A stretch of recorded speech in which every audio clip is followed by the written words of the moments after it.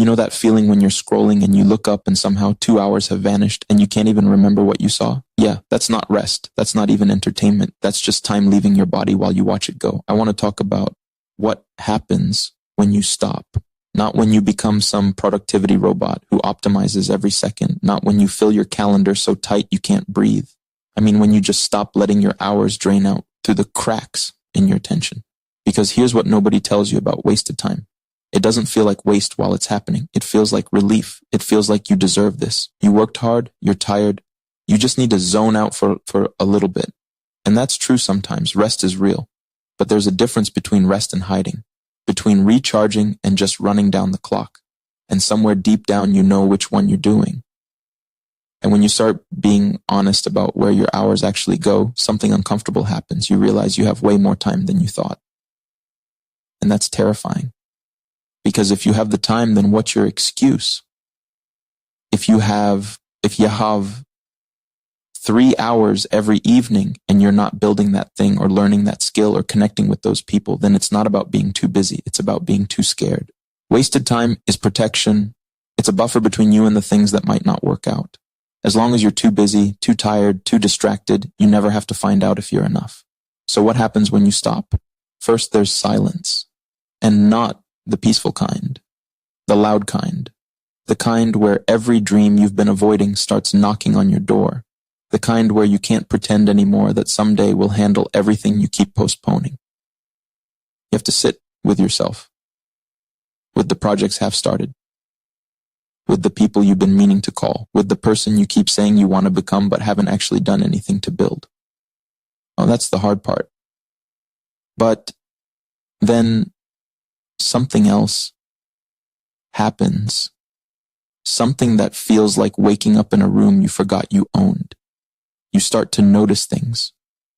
The way morning light moves across your floor, the taste of food when you're not staring at a screen, the sound of your own thoughts when they're not competing with infinite noise.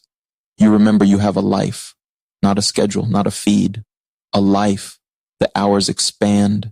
Not because there are more of them, but because you're actually inside them now. You're not, watching time from behind glass anymore. You're in it, living it minute by minute. And when you stop wasting time, you find out what you actually want, not what you think you should want, not what looks good to other people, what makes you lean forward, what makes you forget to check your phone, what pulls you out of bed before you have to be anywhere. Some people discover they want to create. Some people discover they want to connect. Some people discover they want to be still, but you only find out by clearing the noise long enough to hear yourself. Here's what else happens. You start finishing things. That project that's been sitting at 80% for 8 months. That conversation you've been avoiding for years. That version of yourself you've been building in secret finally gets to come outside. Because wasted time isn't just about the hours lost. It's about the compound interest of all the things you never start. It's about who you'd be if you'd spent those 10,000 hours on something that mattered. I'm not trying to make you feel guilty. Guilt is just another way of wasting time. I'm trying to wake you up to what's possible right now, this week. With the hours you already have, you don't need a different life. You don't need more resources. You need to stop leaking the life you've already got.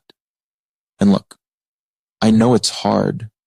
I know the pull of the easy thing is so strong. I know that being numb feels better than being overwhelmed. But numb isn't safe. Numb is just slow decay. It's choosing comfort over being alive. When you stop wasting time, something shifts in your chest. You stand a little taller. You speak a little clearer because you're not running from yourself anymore. You're building something brick by brick, hour by hour. You're becoming someone you can actually respect. The people around you will notice, not because you tell them, because presence is visible, because someone who knows where their time goes carries themselves differently. They make eye contact. They listen. They're actually there. Time is the only thing you can't get back. You know this. Everyone knows this. But knowing isn't the same as living like it's true.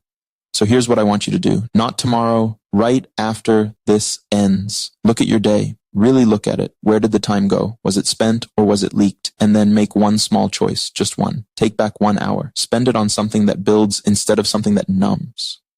See what happens. Because when you stop wasting time, you don't become a machine. You become more human, more present, more you. And that's not about doing more. It's about finally being here.